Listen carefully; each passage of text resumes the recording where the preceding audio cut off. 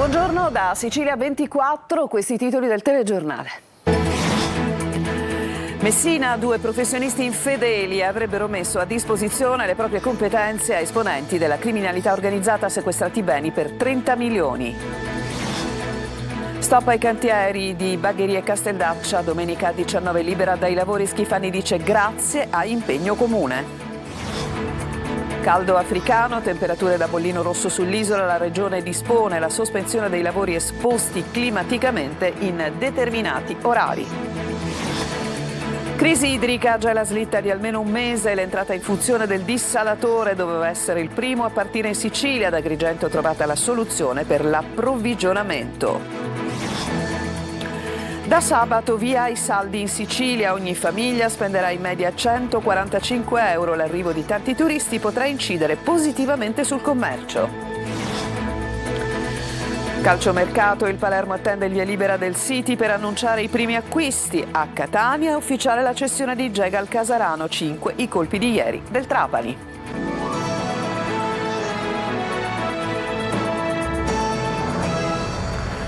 Ancora ben trovati, un sequestro importante di 30 milioni di euro eseguito dalla Guardia di Finanza di Messina. Ruolo di rilievo lo aveva un ex avvocato che per anni ha messo a disposizione le proprie competenze professionali a favore degli esponenti della criminalità organizzata. Sentiamo Tonino De Mana.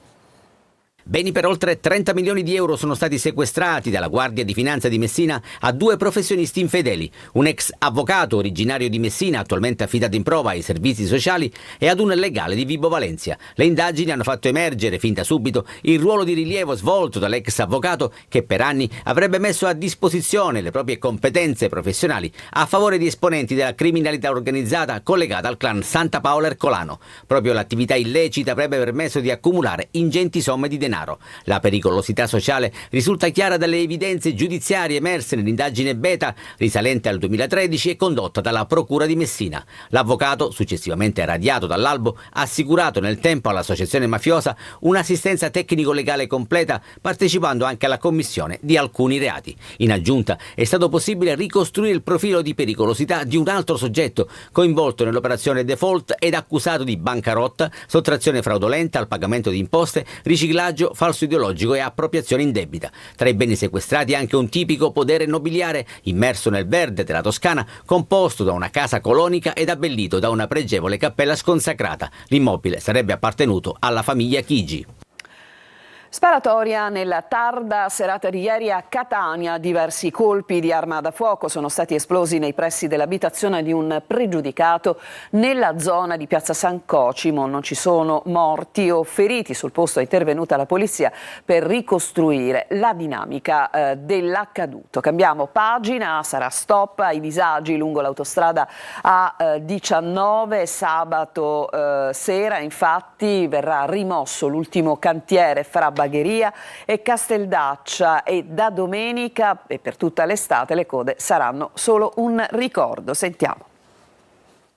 Ultimi giorni di disagi per i palermitani e non soltanto, che si trovano a percorrere la A19, l'autostrada Palermo-Catania, nel tratto fra Bagheria e Casteldaccia. Dopo oltre un mese di code sotto il Solleone, soprattutto nei fine settimana, è stata raggiunta una mediazione fra ANAS e Regione Siciliana. Venerdì sera verrà chiuso il primo dei 2 cantieri, mentre sabato sera verranno rimosse le transenne del secondo cantiere rimanente. Da domenica dunque l'autostrada sarà libera. Un anticipo rispetto alle previsioni che è stato possibile grazie al lavoro su 3 turni 24 ore su 24 e grazie anche ad una mediazione fra Regione e ANAS che ha portato alla sospensione delle opere per l'estate. In questo modo sarà garantito l'esodo estivo per le vacanze, ma anche gli spostamenti verso Palermo in occasione del festino, la festa della Santa Patrona del 15 luglio. Soddisfatto il presidente Renato Schifani, che è anche commissario per i lavori lungo quell'autostrada e che era volato a Roma per incontrare personalmente l'amministratore delegato di ANAS Gemme. L'incontro era stato preceduto da una telefonata fra i due, servita a spegnere le polemiche esplose 2 fine settimana or sono, quando Schifani aveva chiesto addirittura la rimozione del vertice regionale di ANAS. Con l'incontro si è trovata la mediazione. Il 15 luglio arriverà anche un nuovo direttore regionale dell'ente strade e Schifani lo nominerà subcommissario, ma gli affiancherà Simona Vicari, che già è sua esperta. Intanto i cantieri chiudono e i palermitani sperano di poter tirare un sospiro di sollievo.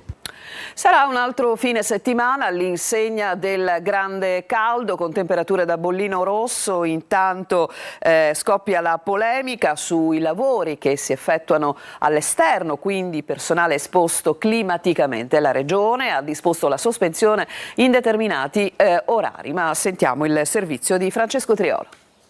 È imminente il picco del caldo africano che arriverà, le temperature schizzeranno ulteriormente fino a toccare i 40-41 gradi in alcune zone.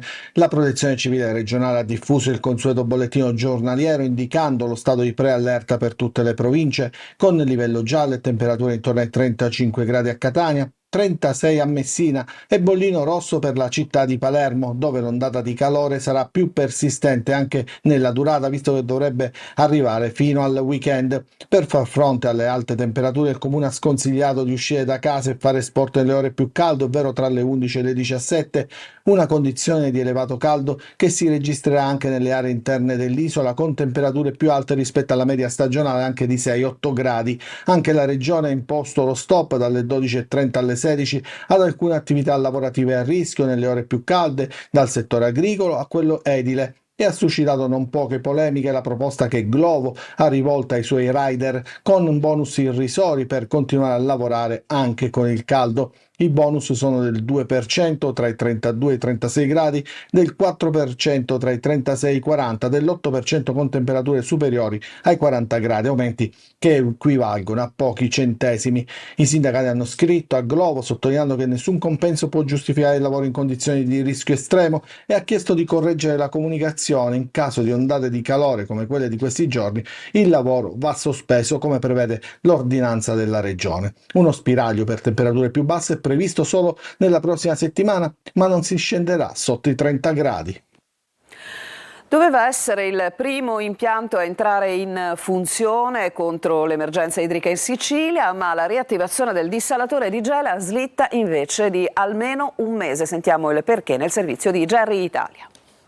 Doveva essere pronto all'inizio di luglio, ma non sarà così. Il dissalatore di Gela, il primo impianto mobile previsto per fronteggiare la crisi idrica in Sicilia, slitterà di almeno 4 settimane. Il via, secondo le ultime indicazioni del governo regionale, non arriverà prima di agosto. Le cause, tante e tutte concatenate. Nonostante gli operai di Siciliacque, la società partecipata da Italgas e Regione Siciliana, lavorino a pieno ritmo, i tempi si allungano. Una volta ultimata la posa del modulo di dissalazione, toccherà alla spagnola Cionagua eseguire i test di qualità sull'acqua. Solo dopo, e solo se i parametri saranno conformi, si potrà iniziare l'immissione in rete. Ma c'è un altro ostacolo non da poco: lo smaltimento della salamoia, il residuo salino della dissalazione. Una soluzione tecnica definitiva ancora non c'è, anche se si valuta un possibile coinvolgimento di Eni per lo scarico a mare. Ipotesi, ma non certezze, con altri tempi da attendere. L'impianto promette di produrre 96 litri di acqua potabile al secondo grazie a tecnologie di osmosi inversa e filtri avanzati. Costo stimato tra 1,50 € e 1,70 € al metro cubo. 1 milione di euro al mese per il funzionamento, un investimento complessivo di 100 milioni tra impianti, infrastrutture e tubazioni. Una volta a regime, l'acqua desalinizzata contribuirà a immettere in rete fino a 500 litri al secondo, abbastanza per servire oltre 200.000 persone. In sinergia con altri sistemi si potrebbero raggiungere oltre 800.000 utenti, ma per ora resta solo una promessa. Ieri intanto un piccolo sollievo: il governo centrale ha stanziato 21 milioni di euro per la gestione dei dissalatori di Gela, Porto Empedocle e Trapani, 10 milioni nel 2025, altri 11 nel 2026. Un'iniezione di risorse sì, ma l'acqua ancora non scorre. Intanto da Agrigento arriva una soluzione per quanto riguarda la possibilità di rifornimento delle autobotti. Arrivano infatti 2 punti di carico per gli autobottisti per riuscire a garantire più acqua e meno disagi. Davide Sarto. Crisi idrica ad Agrigento, trovata la svolta per i rifornimenti. La protesta degli autobottisti ha fatto scattare un tavolo tecnico straordinario in prefettura per risolvere i problemi nella distribuzione dell'acqua. Dopo le modifiche alle modalità di fornitura emergenziale e i limiti ai trasportatori privati, è stata raggiunta un'intesa provvisoria: 2 i punti di carico disponibili per i 45 autotrasportatori per garantire tempi e quantità adeguati.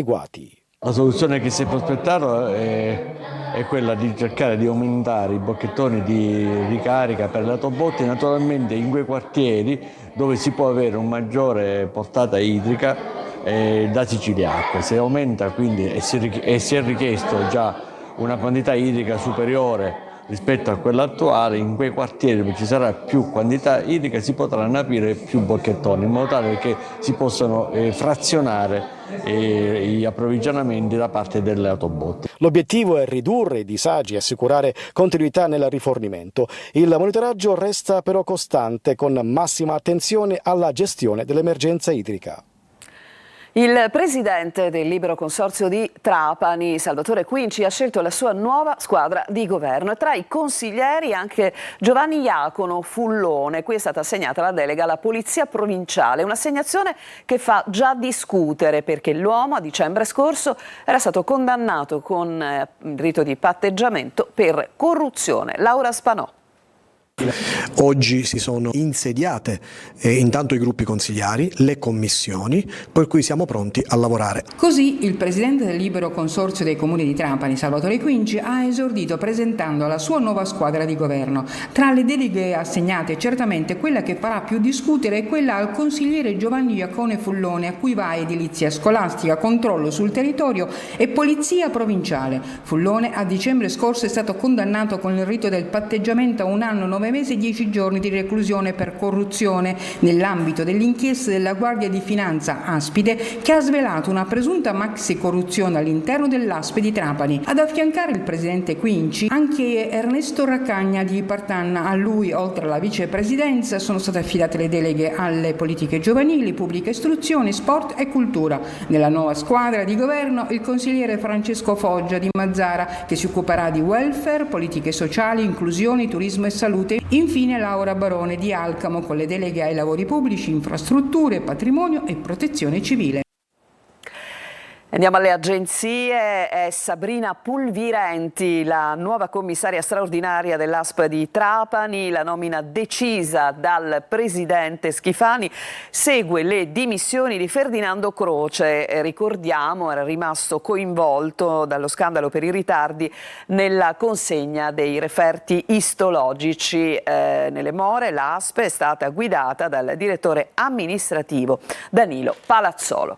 L'omicidio Raciti. La Corte di Cassazione annulla il risarcimento allo Stato, riconosciuto un difetto di motivazione e rinviato a un nuovo collegio. Il servizio. La lesione dell'immagine dello Stato richiede la prova di un concreto discredito presso l'opinione pubblica. Non è sufficiente la sola gravità degli episodi di violenza. La Corte di Cassazione ha accolto il secondo motivo di ricorso proposto da Antonino Speziale, condannato per l'omicidio preterintenzionale dell'agente di polizia Filippo Raciti, morto il 2 febbraio del 2007 negli scontri con ultraetnei fuori dallo stadio Angelo Massimino. La terza sezione civile della Cassazione ha annullato con rinvio la sentenza della Corte d'Appello di Catania, emessa l'8 giugno 2023, che aveva condannato a 100.000 euro di risarcimento per danno d'immagine in favore del Ministero dell'Interno e della Presidenza del Consiglio dei Ministri. La Suprema Corte, riconoscendo un difetto di motivazione, ha accolto così la richiesta presentata dall'avvocato Giuseppe Lipera. A volte la giustizia è dominata da eventi siderali. Io non lo so, nel 2007 ci fu il caso Speziale, ma ci fu anche il caso Gerlasco e dopo 18 anni stanno succedendo tante cose. Sono contento per questo provvedimento della Cassazione, senza dubbio, ma sarò felice quando verrà riconosciuta l'innocenza di Antonino Speziale. Noi ci stiamo ancora lavorando, presentiamo ricorsi, li rigettano, presentiamo impugnazione a questi rigetti, ci fermeremo solo quando Antonino Speziale verrà riconosciuto innocente per l'accusa dell'assassinio dell'ispettore Raciti.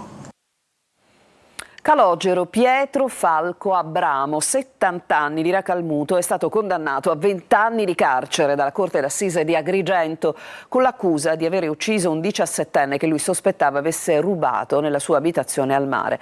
Antonio Morgana venne ucciso con colpi di pistola il 23 ottobre del 2013. Noi ci fermiamo, c'è una pausa tra poco.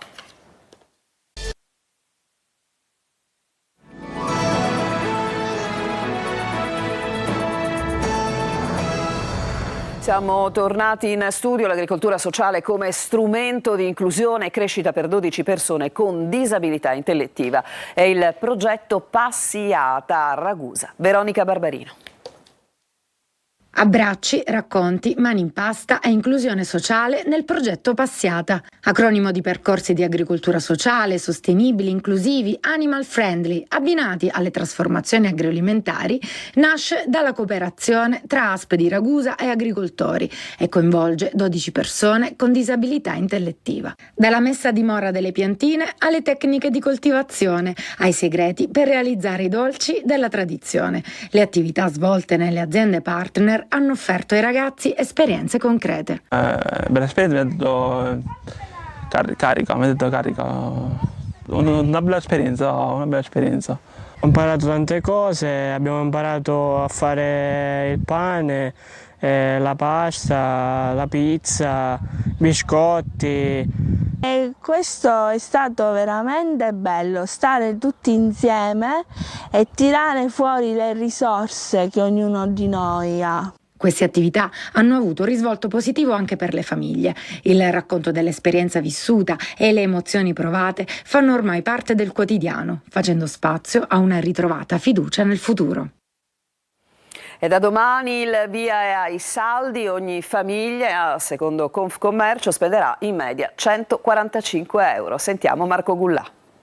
Pronti, partenza e shopping. Da sabato 5 luglio scattano ufficialmente in tutta la Sicilia i saldi estivi 2025, un appuntamento atteso da consumatori e negozianti che quest'anno arriva in un momento cruciale per il rilancio del commercio al dettaglio. La nostra previsione è di una spesa a famiglia di circa 140-145 euro, un giro d'affari, un volume d'affari di 200 milioni di euro in Sicilia, con una spesa pro capite di circa 70 euro. E ci auguriamo che anche la propensione verso un clima di sempre maggiore fiducia verso i negozi sotto casa continui e vada ancora più avanti in questo periodo dei saldi. Per la Federazione Moda Italia Confcommercio, nonostante le difficoltà legate alla situazione internazionale, l'arrivo di 19 milioni di turisti stranieri negli aeroporti italiani offre segnali di speranza. L'estate 2025 si preannuncia come la migliore del terzo millennio in termini di turismo e auspichiamo che lo sia anche per gli acquisti nei negozi di moda. Secondo Confimpresa, invece, dopo la forte contrazione registrata durante la pandemia, i saldi registrano una ripresa trainata dal turismo e dalla spesa di prossimità, quella nei negozi fisici, ma restano penalizzati dalla concorrenza con l'e-commerce. Incentivare i consumi sotto casa significa anche mantenere le luci accese nella città ed evitare la desertificazione delle nostre città. La scorsa notte nella spiaggia del Lido Maiata a Realmonte, a pochi passi dalla Scala dei Turchi, una grossa tartaruga caretta ha deposto le sue uova, sorvegliata amorevolmente dai volontari di Mare Amico. Dopo l'ovodeposizione il nido è stato messo in sicurezza e sarà sorvegliato dal personale della riserva di Torre Salsa, gestita dal WWF, da Mare Amico e dai proprietari del Lido Maiata. Ci fermiamo, c'è una pausa, torniamo tra poco con il calciomercato.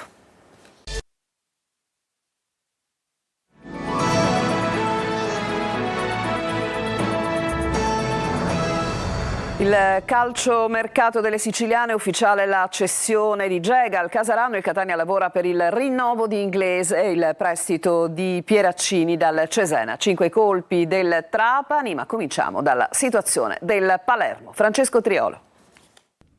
In attesa del City, il Palermo con il lavoro del DS Osti individua i rinforzi che servono, ma per formalizzare serve l'ok del gruppo di cui fa parte il club rosanero. A breve l'ufficializzazione di Palumbo e Augello, mentre Vergara potrebbe rappresentare un'alternativa a Palumbo destinata ad essere titolare.